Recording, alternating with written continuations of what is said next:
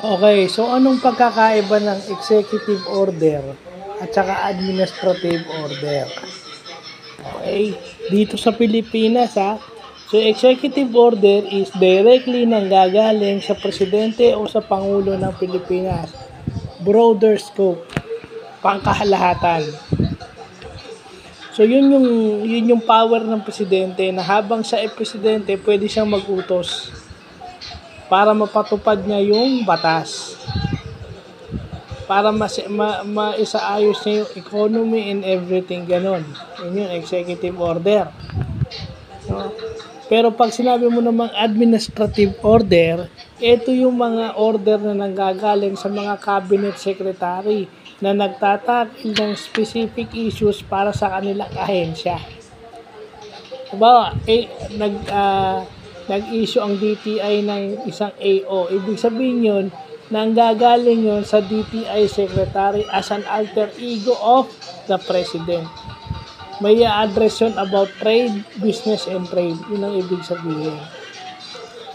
So kasi maraming hindi nakakaalam nung alam lang nila AO o administrative order, pero hindi nila alam kung ano yun at saka ano yung EO.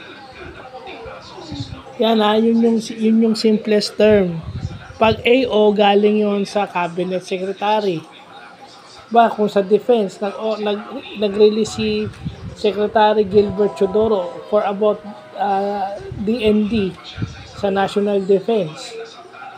As an alter ego of the president in the defense aspect, pwede niyang gawin yon kasi kinukonsulta naman niya yung presidente. So yun ang hindi natin binibigyan ng pansin minsan. No? Kasi akala natin baliwala lang yung ini-issue ng mga cabinet secretary. Baliwala lang, hindi. Ang trabaho nila isa sa mag-issue ng AO. Lagi nakalagay yan sa sa Administrative Code of 1987.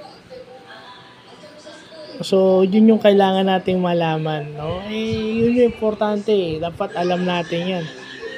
Kaso, ang problema is, binabaliwala natin. So, yun lang po.